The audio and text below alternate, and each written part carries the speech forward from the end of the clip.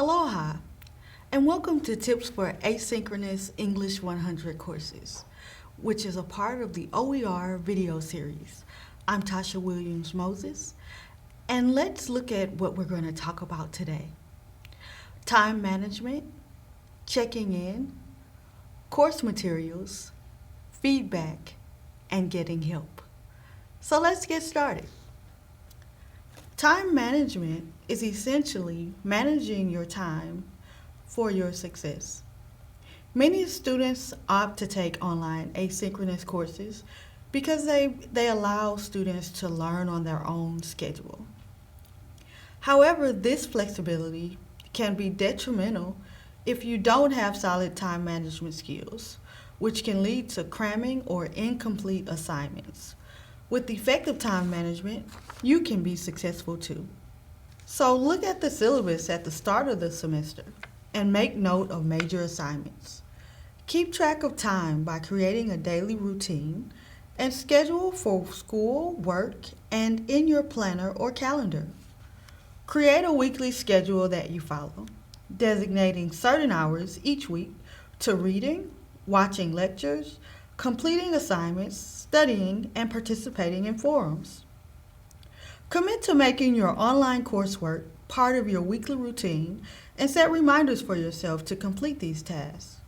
When working on your assignments, try time blocking, allotting yourself a certain amount of time for each task before moving on to the next one, and set a timer to keep you accountable as well as help if you have feelings of perfectionism. Be sure to add in time to take breaks and rewards for completing tasks. For reminders or notifications, use scheduling apps. Managing your time is essential to your success. So check into your class and keep track of what's going on in your class. Check in periodically throughout the term and look at how you're spending your time. Ask yourself, how much time am I dedicating to this course reading and assignment? Am I regularly underestimating the time it takes for me to get things done, forcing me to cram the night before the exam? So you definitely want to make sure that you're staying up to date in terms of the announcements and the course outline. Making sure that you invest in the course by frequently checking in to stay up to date on announcements or new assignments. And due to the nature of online education, it's really easy to feel isolated and, just kind of by yourself. But know that you have a classroom, a teacher who's dedicated to working with you so that you can achieve your learning outcomes. So no one's by themselves. Even though you can't see them, stay connected by checking in.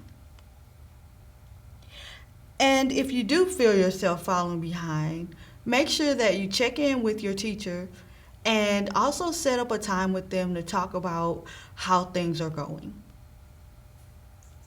So it's just very important to be proactive. So in terms of understanding the materials, it's important for every student to succeed in class. And that means that you should understand what is meant by a syllabus, which is pretty much a contract between you and your teacher that provides you with evidence as to what you're going to talk about in your class for the term. And it also provides you with an outline of what you will cover in each specific week.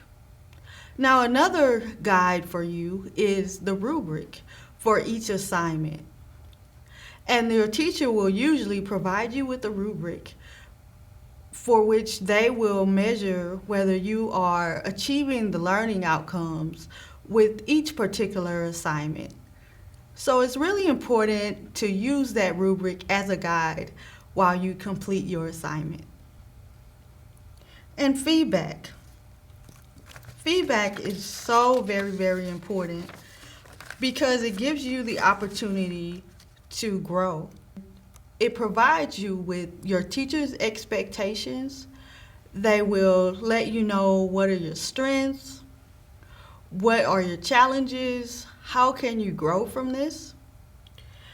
And if you're using a positive mindset when you receive your teacher's feedback, you can approach it as an opportunity to grow. So take a deep breath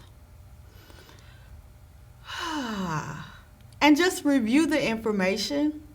If you're like me, when I was first a student, a first year in my college journey, I had a hard time just reading my teacher's comments just because it was just so personal for me, something that I spent hours and hours pouring myself into my essay.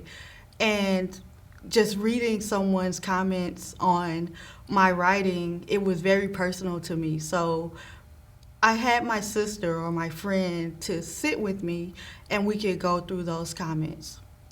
And if you feel comfortable, maybe the best option is to sit with your instructor and go over your comments as well.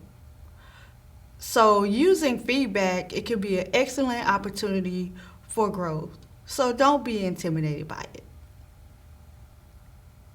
And reaching out for help, that's very important because know that you're not alone when you're in your online course.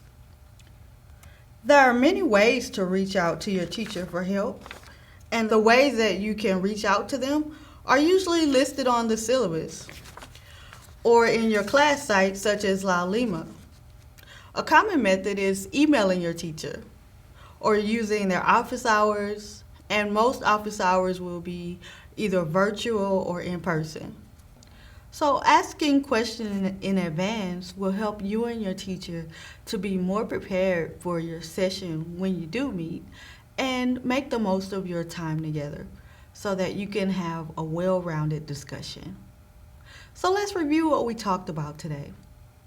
Time management, checking in the course materials, feedback, and getting help. I hope you'll take these tips into consideration the next time you take an Asynchronous English 100 course. I hope that you have a successful day, and we'll see you next time.